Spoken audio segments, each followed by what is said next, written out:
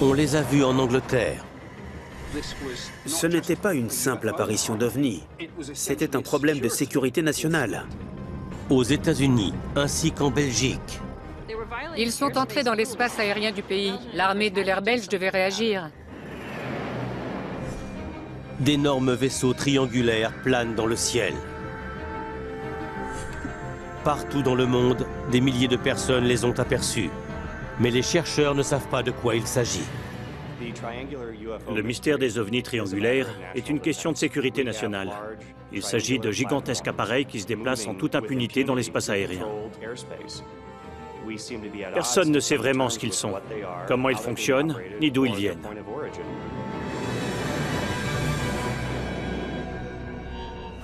Des objets volants non identifiés ont été aperçus dans nos cieux depuis des décennies. Des milliers d'observations d'OVNI ont été répertoriées dans les dossiers officiels du gouvernement. La plupart ont une explication logique, scientifique. Certains cas demeurent cependant inexpliqués. Ils sont classés top secret, non identifiés. Les dossiers récemment rendus publics peuvent-ils révéler la vérité sur ces apparitions d'OVNI?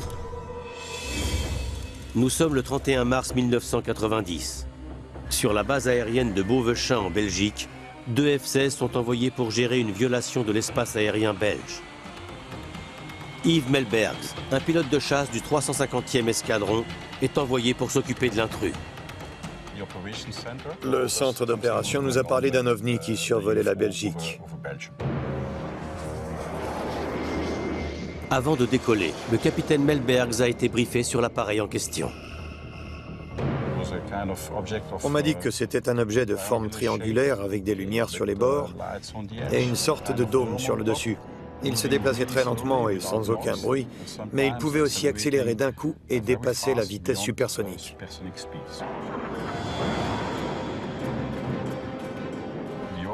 J'ai reçu l'ordre d'intercepter et d'identifier cet objet. Voici le compte-rendu officiel de l'armée de l'air belge. On y trouve la chronologie exacte de la soirée. À 0h30, le F-16 de Melbergs a un contact radar avec l'appareil, à 20 000 marins de la base aérienne de Beauvechain. L'objectif se déplace à très grande vitesse, à 1370 km/h. On a aperçu l'objectif pour la première fois à environ 32 km. On a eu un contact radar, donc je pouvais le voir sur mon radar. Voici le véritable enregistrement du radar de l'avion du capitaine Melbergs. Le rectangle en haut de l'écran est l'objectif. Cela confirmait bien qu'un appareil survolait la zone à ce moment-là. C'était bien l'appareil qu'avait vu le centre d'opération. Les 2 pilotes de chasse approchent de leur cible. Ils vont bientôt découvrir que l'appareil en question est loin d'être un avion ordinaire. À chaque fois qu'on s'approchait de l'objectif, il disparaissait des écrans. Quel est donc l'appareil que le capitaine Melbergs suit sur son radar?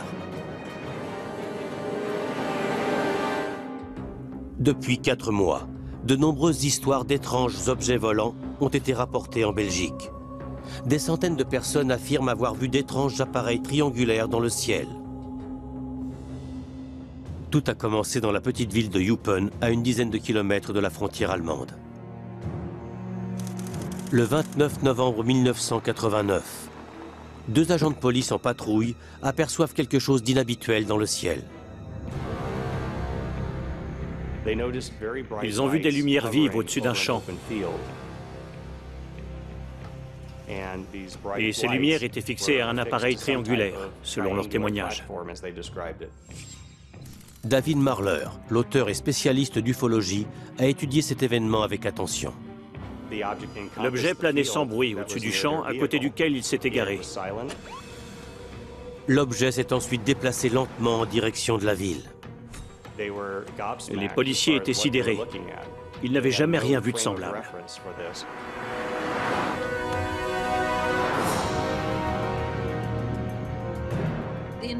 Les 2 agents de police ont décidé de suivre les lumières. Leslie Keane, auteur et journaliste d'investigation, a interrogé de nombreux témoins visuels de la scène. L'OVNI est arrivé au lac de la GDP. Ils l'ont observé pendant plus d'1 heure au-dessus du lac. Ils ont vu quelque chose d'extraordinaire.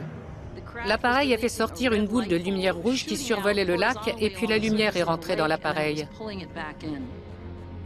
La boule rouge semblait se déplacer de façon autonome. C'est alors que les policiers ont vu arriver un deuxième ovni triangulaire qui venait de surgir de derrière les arbres situés au bord du lac. Il s'est mis à planer en silence à côté du premier vaisseau. Ils ont contacté l'opérateur radio de Penn, qui s'est mis à rire en disant que c'était sans doute le Père Noël. Mais les deux policiers ont rétorqué qu'ils étaient très sérieux. Pendant cette nuit, des centaines de témoins oculaires, dont 14 policiers, ont affirmé avoir vu ces étranges objets volants non identifiés. Des centaines de personnes ont présenté des dessins de la scène sans savoir ce que les autres avaient vu. De nombreux témoins, dont les agents de police qui avaient suivi l'OVNI jusqu'au lac, ont dessiné ce qu'ils avaient vu ce soir-là. Les formes triangulaires de tous les dessins sont remarquablement similaires. Pendant ces 30 dernières années, plus de 10 000 témoignages ont été recensés rien qu'en Amérique du Nord et en Europe. Des objets volants noirs, de forme triangulaire, tous répertoriés sous le nom inquiétant de triangle noir. La plupart des gens imaginent que les ovnis ont des formes de disques, qu'il s'agit de soucoupes volantes, mais dernièrement, il a plutôt été question de formes triangulaires, comme en Belgique.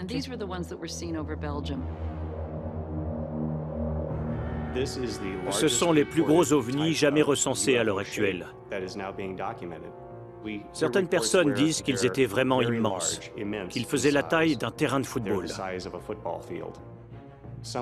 Certains témoins ont même précisé que ces objets étaient capables de réaliser des manœuvres très serrées en plein vol, et ce, dans le silence le plus complet. Bien souvent, il a été question d'un effet électromagnétique associé à ces appareils. Ces étranges triangles seraient-ils dus à un phénomène naturel inexpliqué? Ont-ils été conçus par l'homme ou viennent-ils d'ailleurs?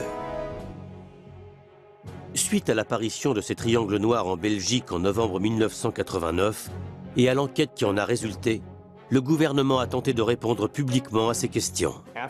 Après ces événements, les médias se sont déchaînés. Dans la presse, les ovnis belges ont fait les gros titres. La Belgique a-t-elle eu la visite de vaisseaux extraterrestres ou s'agit-il d'autre chose? Quels que soient ces appareils, ils ont continué à revenir nuit après nuit. Dans les 4 mois qui ont suivi les événements de Eupen, plus de 500 témoignages ont été rapportés aux autorités belges. L'armée s'est intéressée de près à cette question. Elle voulait éviter de créer un mouvement de panique, mais elle n'a pas ignoré ces témoignages.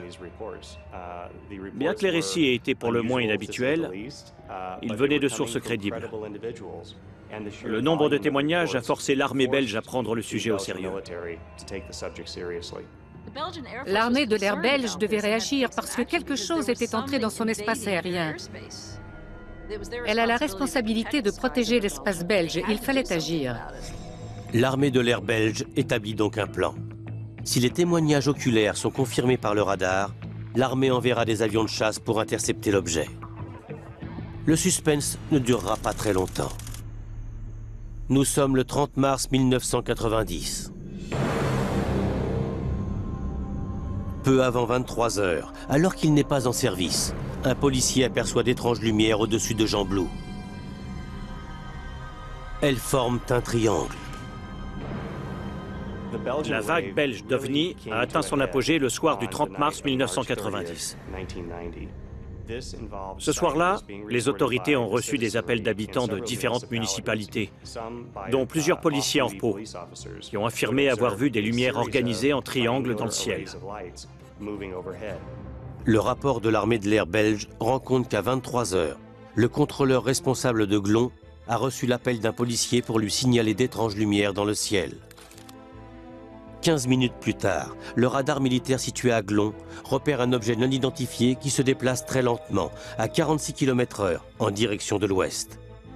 Peu après, le radar du centre de contrôle de l'armée de l'air confirme la présence de l'objet à la même position. La base de Glon décide d'envoyer des avions de chasse. Le capitaine Yves Melbergs a localisé l'OVNI. Son radar lui indique qu'il ne se trouve qu'à 7000 nautiques de sa position. Il faisait nuit, l'objet n'était pas éclairé, donc on ne voyait rien du tout. Les deux pilotes ne peuvent se fier qu'à leurs instruments. Ils se rapprochent de la cible. S'il s'agit d'un appareil étranger entré sans permission dans l'espace aérien belge, la réaction de Melbergs pourrait engendrer un incident international. Plus d'une heure après que le policier en repos a signalé un étrange appareil dans le ciel, les deux avions de chasse atteignent la cible. Le capitaine Melbergs a verrouillé la cible et est sur le point d'agir quand l'appareil semble vouloir prendre la fuite. La cible changeait rapidement de direction, d'altitude et de vitesse. L'objet évolue à des vitesses incroyables dans le radar du capitaine Melbergs.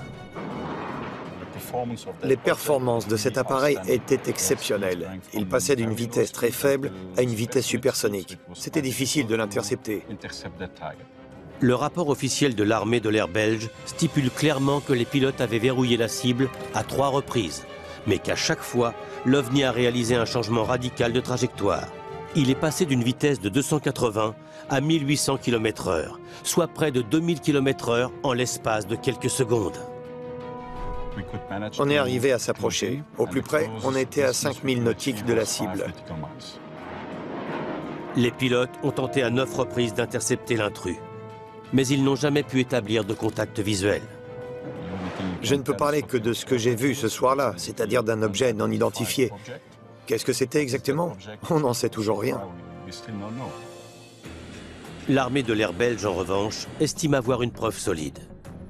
Un enregistrement radar de l'événement qui provient du cockpit du F-16 du capitaine Melbergs.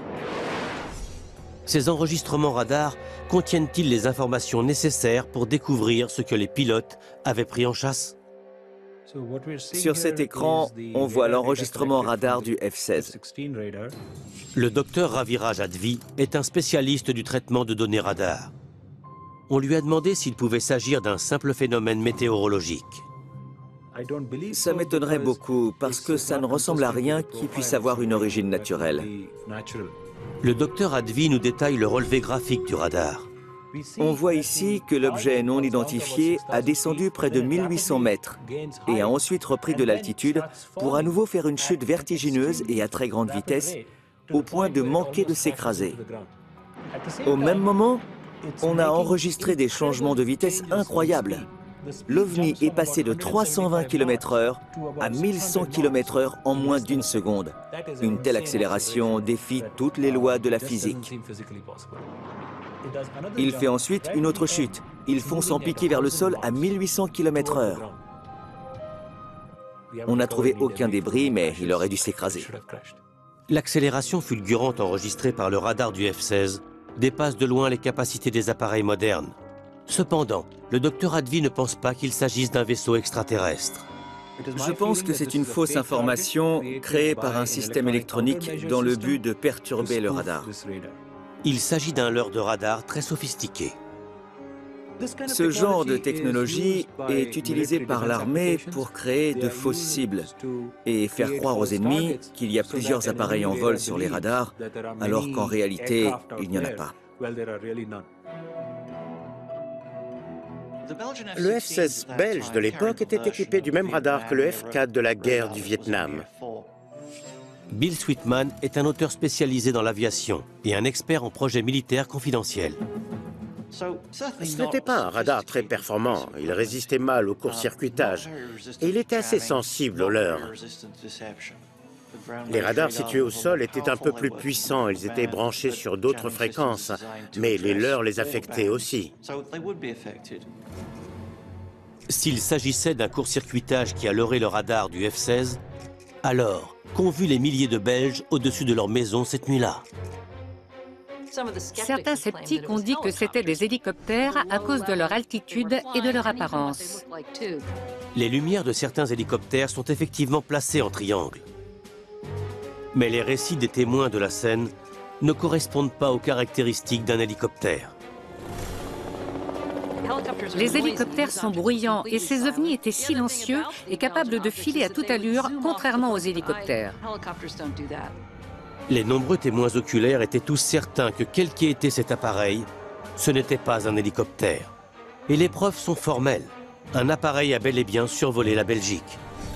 Il a donc fallu se tourner vers l'officier de l'armée de l'air le plus gradé de la nation, le chef d'état-major de l'air, le colonel Wilfrid de Brouwer. Il a émis l'hypothèse qu'il devait s'agir d'une nouvelle technologie américaine. Ce rapport du département de la Défense atteste que le colonel de Brouwer s'est renseigné auprès des États-Unis au sujet de 2 appareils furtifs confidentiels. Le F-117 Nighthawk et le bombardier B-2. Ces 2 avions sont de couleur foncée et conçus en forme de triangle. Est-il possible que l'un de ces appareils soit l'objet aperçu dans le ciel par les témoins ce soir-là? On lui a répondu très clairement. Il a reçu un courrier de l'armée américaine qui stipulait que cet avion ne lui appartenait pas. Il y a toujours la possibilité que ce que les gens ont vu dans le ciel, au-dessus de la Belgique, eh bien, qu'il s'agisse d'un programme confidentiel en période de test. Il y avait beaucoup de projets classés secret défense vers la fin des années 80. Est-il possible que les États-Unis aient caché le test d'un appareil classé secret défense? Les triangles pourraient être cet avion. Cette forme a été envisagée pour des prototypes. La Belgique est située près de l'ancien front Est de la guerre froide. Cela peut également jouer. On peut vouloir tester un nouvel avion en dehors du territoire américain pour plusieurs raisons. On peut vouloir le confronter à différents systèmes de défense. On peut vouloir le faire voler près de l'ancienne Union soviétique pour voir s'il sera détecté. Mais s'il s'agit d'un appareil classé secret défense, les États-Unis ont pu vouloir nier son existence. Les Belges exigeaient des réponses. Alors le colonel de Brouwer a pris une décision sans précédent et s'est expliqué auprès des médias. L'objet, s'il y en a eu un, a accéléré à une vitesse qui était tout à fait en dehors du domaine de vol d'un avion conventionnel. C'est intéressant qu'il ait choisi de tout révéler dans une conférence de presse et de rendre ses conclusions publiques. Il a exposé toutes les données qu'il avait et il a dit très ouvertement qu'il n'avait pas trouvé d'explication. On ne sait toujours pas ce qui s'est passé ce soir-là. On sait ce qu'il ne s'est pas passé. Ce n'était pas un phénomène météorologique, ce n'était pas un hélicoptère ou un prototype, ni rien de tout ça. C'est donc toujours un objet non identifié à ce jour. Après le 31 mars, de moins en moins d'apparitions de triangles sont signalées. La vague belge d'OVNI prend fin. Cependant, 3 ans plus tard, un nouvel incident se produit. Cette fois, c'est l'espace aérien britannique qui est violé. Nous sommes à Cosford, en Angleterre, le 31 mars 1993. 3 ans jour pour jour après l'apparition des mystérieux triangles noirs au-dessus de la Belgique. À environ 230 km au nord de Londres, 2 policiers militaires patrouillent sur la base de la Royal Air Force de Cosford.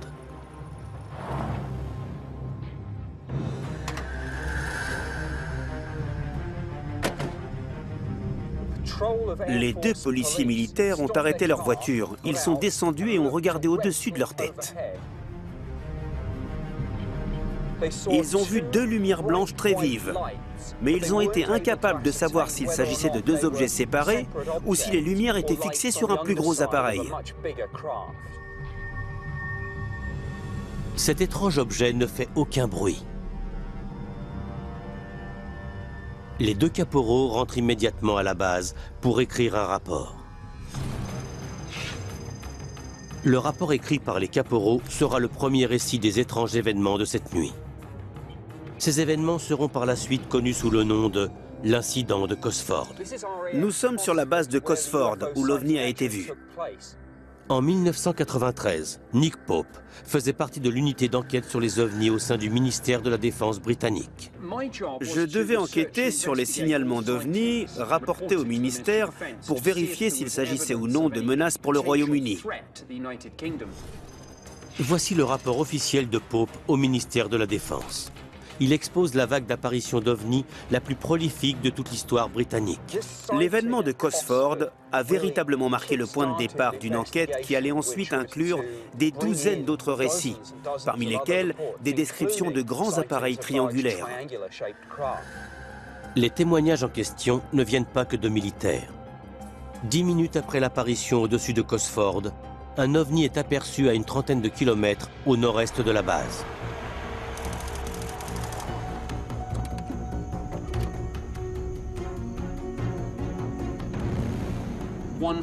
Une famille a vu l'OVNI au-dessus de la ville de Rugeley. Elle est remontée en voiture et elle a essayé de suivre cette chose.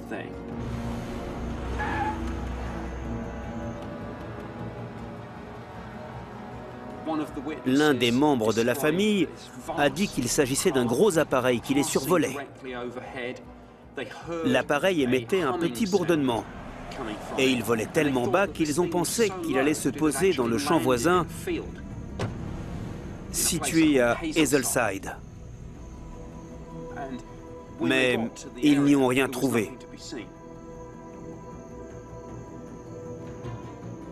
La police militaire a affirmé qu'aucun appareil militaire ou civil n'avait survolé la zone.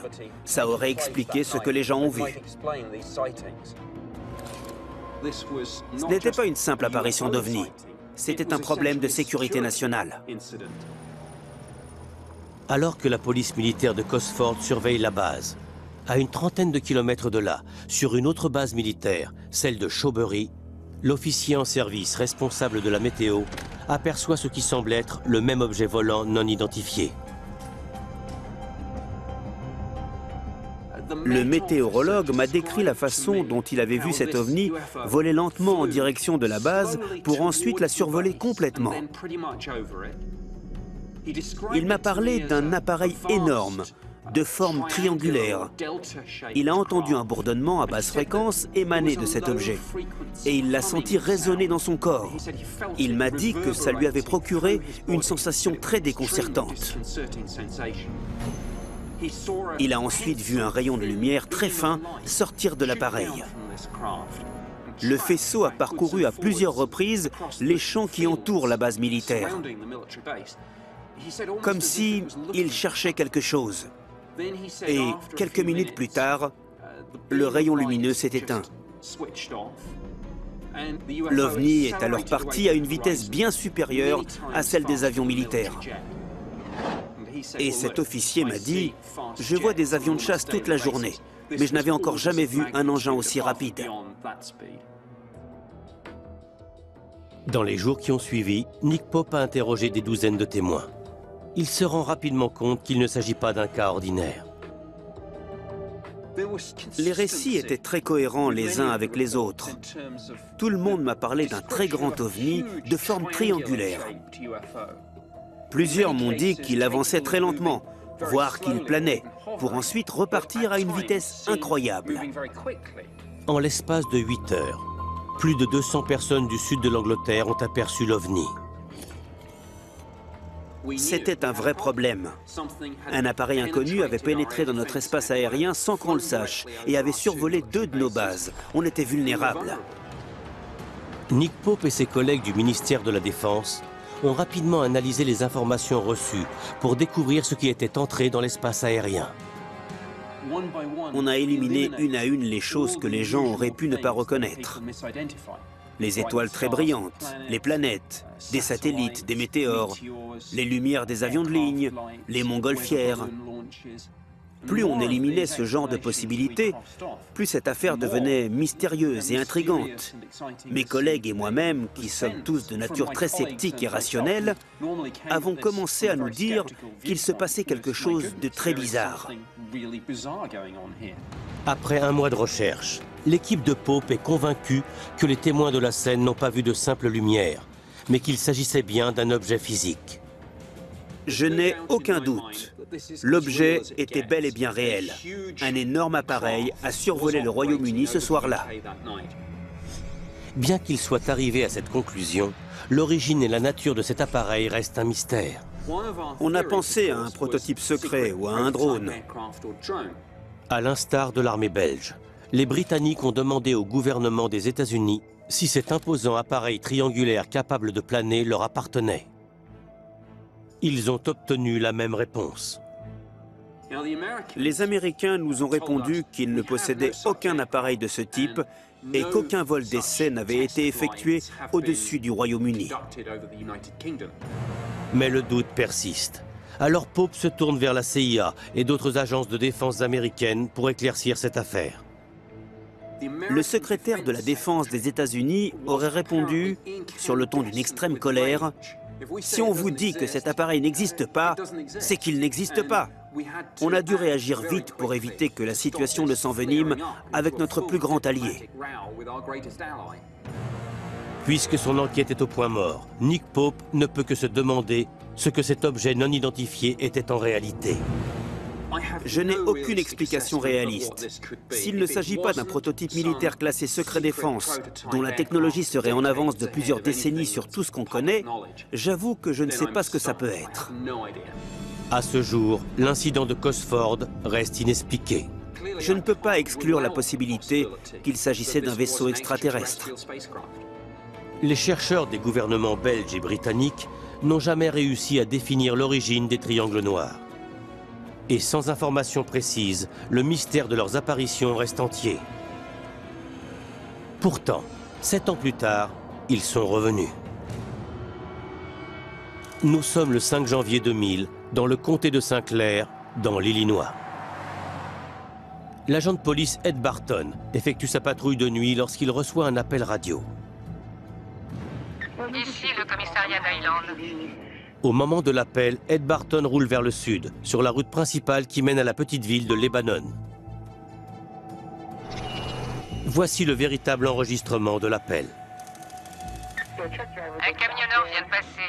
Il dit qu'il y a un objet volant dans le secteur de Lebanon. Le rapport de police détaille minute par minute l'un des récits les plus complets d'apparitions d'objets volants non identifiés. Il est vraiment très rare d'avoir des documents officiels qui détaillent les apparitions d'OVNI. David Marler est un journaliste qui fait partie du MUFON, la plus grande organisation d'études des ovnis en Amérique du Nord. En 2000, c'est Marler qui était en charge de cette affaire. Au début des enregistrements, le ton est léger et blagueur. C'était grand comme une maison de 2 étages, avec des lumières blanches et des lumières rouges qui clignotaient. Vous pouvez aller voir? Si je le vois, j'en parlerai pas. L'agent de police n'y croyait pas du tout, jusqu'au moment où il a vu des lumières bouger vers l'est. De plus près, il a pu voir que les lumières étaient fixées à un énorme objet triangulaire qui volait bas. Il y a bien une lumière blanche très vive à l'est de la ville. Je vais aller voir si c'est un avion, mais j'ai pas l'impression que ça en soit un. J'ai parlé avec l'agent Ed Barton dans le cadre de mon enquête. Voici le récit des événements tels que Ed Barton les a racontés à David Marler quelques jours plus tard. Il y raconte avoir vu l'objet planer à 300 mètres, quasiment au-dessus de sa tête. L'agent Barton m'a dit que tous les avions qu'il avait vus ou dont il avait entendu parler font du bruit. Or, cet appareil était silencieux. Après plusieurs minutes d'immobilité, l'objet volant a pivoté et a filé à toute allure vers le sud-ouest. Barton se dit qu'il s'agit peut-être d'un prototype militaire. Pourriez-vous demander à la base aérienne de Scott si c'est leur avion? La base aérienne de Scott n'est située qu'à 5 km. L'agent Barton pense donc que l'OVNI pourrait être un appareil militaire. Il se dirige maintenant vers l'ouest. Il ne devrait plus être bien loin de Scott à l'heure actuelle. Si l'agent de Shiloh lève les yeux, il devrait le voir. Le village de Shiloh se trouve juste à côté de la base aérienne de Scott. À 4h24 du matin, l'agent David Martin du commissariat de Shiloh répond à l'appel de Barton. Je vois quelque chose, mais je ne sais pas ce que c'est.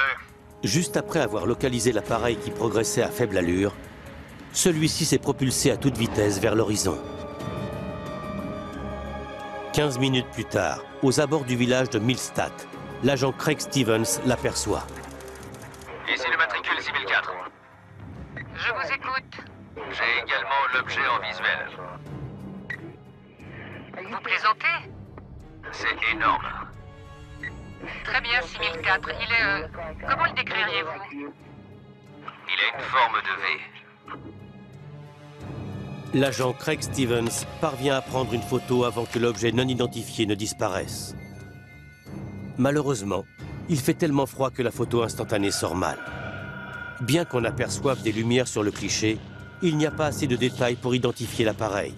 Stevens a encore l'image bien en tête. Il décide de rentrer au commissariat pour faire ses croquis qu'il remettra à David Marler. La forme signalée de l'objet est une nouvelle fois triangulaire. 23 minutes plus tard, un quatrième agent de police signale la présence de l'objet. Si l'on marque sur une carte les lieux où l'OVNI a été aperçu, il est possible d'établir son itinéraire. Il a parcouru 60 km en l'espace d'une heure. Il est rare d'avoir la preuve d'un déplacement d'OVNI. L'OVNI d'Island, comme il sera appelé, fait les gros titres dans tout le pays. Comme les Belges et les Britanniques avant lui, Marler commence par le début. J'ai voulu savoir si l'armée n'avait pas testé un appareil expérimental dans le secteur. L'OVNI a été vu près d'une base militaire, donc c'était une question légitime. L'itinéraire estimé de l'objet non identifié indique qu'il serait passé à 3 km de la base aérienne de Scott. Cette proximité n'aura pas échappé au radar. Mais la police et l'armée refusent tout commentaire. David Marler décide donc d'aller plus loin dans son enquête. J'ai envoyé une requête au nom du droit de la liberté d'information auprès de la base de Scott et on m'a répondu. Dans une lettre datée du 19 janvier 2000, soit 2 semaines après l'apparition, le commandant de la base de Scott répond aux questions de Marler. Il m'a répondu qu'il n'avait envoyé aucun appareil militaire dans cette zone, qu'il n'avait fait tester aucun véhicule à cet endroit à l'heure indiquée. Quant à la requête de Marler de voir les informations recueillies par leur radar, la réponse est surprenante. Il m'a écrit qu'à l'heure du passage de l'OVNI, les radars n'étaient pas en service. C'est un vrai retournement de situation, d'autant que la preuve radar aurait validé la présence de l'OVNI. Mais cela n'arrête pas l'enquête de Marler. Il veut toujours savoir ce que les 4 agents de police ont observé dans le ciel. Au début, je pensais à un appareil militaire. C'était l'explication la plus logique. Mais quand on regarde les témoignages reçus, on trouve des dessins d'objets triangulaires. Et les ressemblances avec les cas de Belgique ou de Cosford sont frappantes. Il faut donc analyser les informations en se disant que tous ces témoins ont finalement décrit des objets similaires, voire le même objet. Bill Sweetman fait aussi un lien entre ces objets. Il est probable qu'il existe des avions classés secret défense qui correspondraient à certaines des descriptions faites des triangles noirs.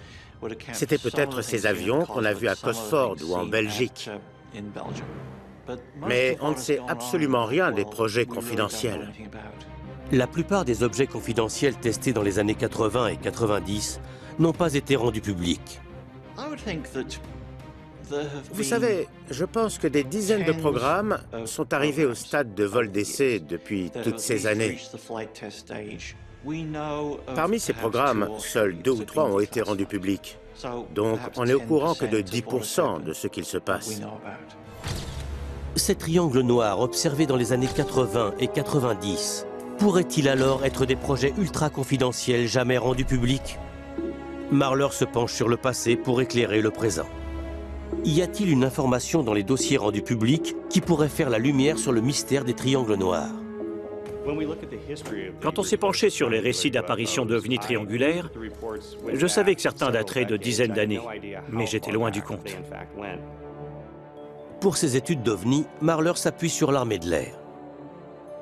Entre 1947 et 1969, l'armée de l'air des États-Unis a enquêté sur des milliers d'OVNI. Tout commence avec le projet Sign, qui sera suivi du projet Grudge. L'affaire sera officiellement connue sous le nom de projet Blue Book en 1952. Ces 3 projets représentent la plus vaste étude scientifique d'objets volants non identifiés jamais entreprise. C'était un recueil de plus de 12 000 comptes rendus que l'armée avait rassemblés et analysés. L'armée de l'air des États-Unis est en alerte constante toute la journée. On s'intéresse à tout ce qui vole dans notre atmosphère. Les objectifs du projet Blue Book sont d'analyser les informations relatives aux ovnis et de déterminer s'ils représentent une menace à la sécurité du pays. Plus de 12 000 comptes rendus sont analysés et ils seront presque tous expliqués par la présence d'oiseaux, d'avions, d'étoiles ou de nuages. 6% d'entre eux n'ont aucune explication conventionnelle. L'armée les classera comme étant non identifiés. L'une de ces affaires est connue sous le nom d'incident 398. Il s'agit de l'apparition d'un ovni triangulaire à Baltimore, le 29 juin 1949. Le premier témoin a été un étudiant en art. Il avait été sergent dans l'armée de l'air américaine. C'était un vétéran de la Deuxième Guerre mondiale, donc il s'y connaissait en avion. À 18h30, le témoin voit quelque chose d'étrange voler dans les nuages. Il se dit que ce sont peut-être des avions, mais il n'en a jamais vu de semblable pendant la guerre. Il n'a pas vu ni deux, ni trois, mais tout un groupe d'ovnis triangulaires voler en pleine journée. Ils restaient groupés tel un essaim. Ils allaient et venaient dans les nuages.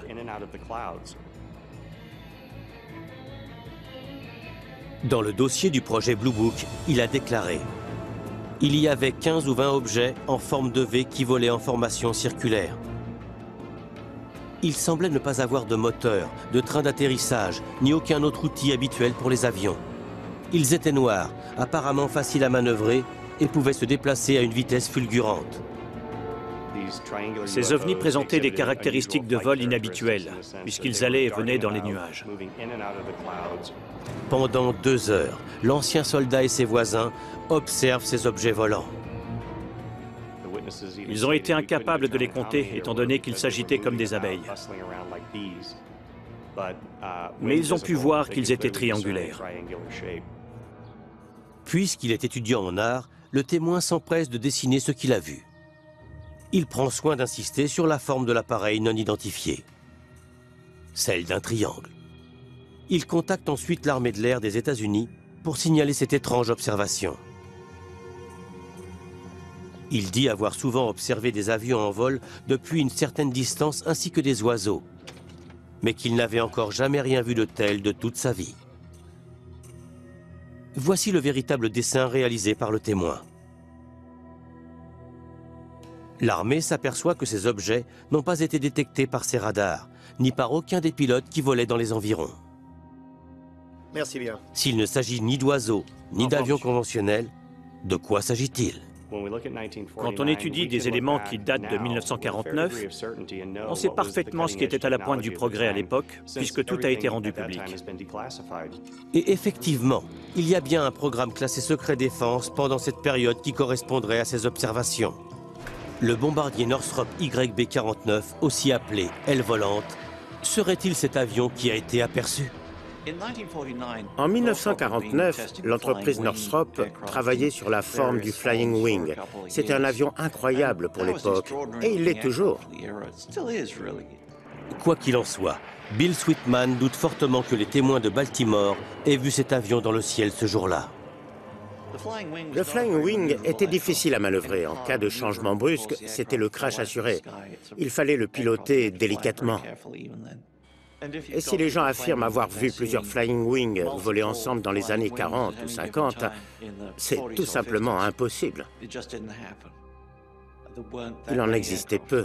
Si ce n'était pas des Flying Wing, alors qu'ont bien pu voir tous les témoins? Dans le compte-rendu officiel des autorités militaires, il n'y a aucune explication qui tente de justifier cette apparition. D'après moi, on ne trouvera jamais d'explication rationnelle. L'affaire de Baltimore fait partie des nombreuses enquêtes secrètes menées par l'armée de l'air américaine au sujet des triangles noirs dans les années 40 et 50.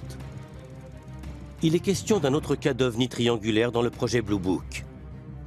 Il a eu lieu le 28 janvier 1953. Voici le rapport interne de l'armée de l'air des États-Unis, signé par le commandant de la base aérienne de Turner, située à Albany, en Géorgie. À 21h35, un pilote de l'armée de l'air survole les environs d'Albany dans son T-34. C'est un officier chevronné, fort de 11 années d'expérience et de plus de 3000 heures de vol à son actif. Pendant son vol de routine, il repère quelque chose d'étrange à l'horizon. Il s'est dit, si je prends de l'altitude et que la cible devient plus grande, c'est qu'elle se trouve dans l'atmosphère, donc je pourrai l'identifier. Sinon, c'est une étoile ou une planète. Mais en un clin d'œil, la lumière qui se trouvait au-dessus de lui s'est retrouvée en dessous de lui. Ce n'était donc ni un satellite, ni une planète. Dans le dossier du projet Blue Book, le pilote déclare que l'objet changeait constamment de couleur. Il passait de blanc à orange et inversement. Pour ajouter à la bizarrerie de la scène, l'objet se serait transformé en triangle équilatéral, pour ensuite se diviser en 2 triangles équilatéraux. Et tous deux sont partis dans des directions opposées. Bill Sweetman, l'expert en aviation, a une explication très simple pour cette scène étrange. Vous savez, pour les pilotes de chasse de Géorgie dans les années 50, c'est un univers très nouveau. Ils ont tout à apprendre sur les avions de chasse. Ils découvrent la vitesse, la solitude dans le ciel en pleine nuit et les radars très basiques. On comprend facilement que certains puissent s'y perdre dans ces conditions difficiles. Mais les preuves recueillies dans cette affaire suggèrent autre chose. Dans le projet Blue Book, on découvre qu'à l'heure où le pilote a vu cet objet, l'aéroport d'Albany l'avait également sur son radar. Ainsi, il ne s'agirait donc pas d'une hallucination. Malgré la présence de l'objet sur le radar, l'armée de l'air arrive à une conclusion qui surprend David Marler. La conclusion de l'affaire d'Albany est qu'il s'agissait de la planète Vénus. C'est difficile à croire dans la mesure où le pilote aurait réussi à voir Vénus en dessous de son avion. Je ne suis pas toujours d'accord avec les explications de l'armée quant aux ovnis, mais les rapports de ces événements sont irréprochables. Quand on étudie les informations, la cohérence des témoignages reçus et les données des radars, on comprend que ces objets sont réels. Il ne s'agit ni d'hallucinations ni de dérèglements atmosphériques. Il est question d'une réalité tangible sur laquelle il faut faire des recherches. Entre les observations faites en Belgique, en Angleterre ou aux États-Unis et les récits des années 40 ou 50 que David Marler a découverts, il semblerait que le phénomène des triangles noirs ait débuté il y a plusieurs décennies. Et les recherches de Marler lui font encore remonter le temps. Alors que j'étudiais les archives d'articles de journaux, je tombais sur des affaires de plus en plus anciennes, jusqu'à trouver un cas d'OVNI qui date de la fin du 19e siècle. Le mystère de ces triangles s'est alors épaissi. Les journaux scientifiques les plus prestigieux du 19e siècle relatent des observations d'étranges objets triangulaires dans le ciel. Alors qu'il faudra plusieurs décennies avant que les avions voient le jour. Le récit le plus ancien que j'ai trouvé date de 1882 et apparu dans le Scientific American.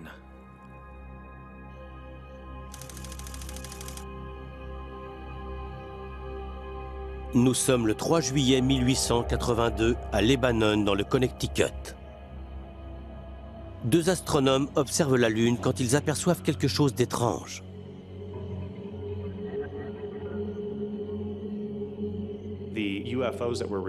Les ovnis en question ont été vus se déplaçant sur la surface de la Lune par des astronomes. Ils ont décrit non pas un, mais 2 objets triangulaires qui avançaient vers la surface lunaire. Dans leur compte-rendu, les astronomes affirment avoir vu 2 formes triangulaires de couleur noire sur la moitié inférieure de la Lune qui se rapprochaient l'une de l'autre et qui masquaient près d'un quart de la surface de la Lune. Cependant, ils n'offrent aucune explication quant à la nature de ces objets triangulaires. Il s'agit de l'un des premiers récits d'observation d'ovnis triangulaires. Il a eu lieu plus de 2 décennies avant que l'homme n'ait volé en avion pour la première fois. Et ce n'est pas le seul récit. Dans le journal scientifique Nature, un auteur affirme avoir vu une silhouette sombre, immobilisée dans le ciel. Elle a la forme d'un éventail et est restée sur place pendant plus d'une demi-heure. Marler découvre des récits venus des quatre coins du monde. Des récits de triangles volants capables de s'autodiriger et de monter haut dans les nuages. Les descriptions des triangles noirs datant du 19e siècle sont similaires à celles de notre époque. Est-il question de la même chose? On trouve des affaires du 19e siècle, des années 40, 80 ou 2011, et elles concordent. Comme si la technologie de ces appareils n'évoluait pas contrairement à la technologie humaine. Quand on étudie le domaine de l'aviation sur les 60 dernières années, on constate l'avancée de la technologie. Ce n'est pas le cas chez ces ovnis triangulaires. Les recherches de Marler lui ont donné le courage de proposer une théorie très controversée. J'ai tendance à penser que certains, et j'insiste bien sur le mot certains, de ces ovnis triangulaires pourraient être d'origine extraterrestre. Pour Leslie Kean, il n'y a que deux explications possibles à ces triangles noirs. Il ne reste que deux solutions. Soit il s'agit d'une technologie de pointe ultra secrète qu'un pays a développée, bien que ce soit peu probable, soit il s'agit d'une technologie extraterrestre. Bill Sweetman pense que l'explication de ces phénomènes est bien plus simple.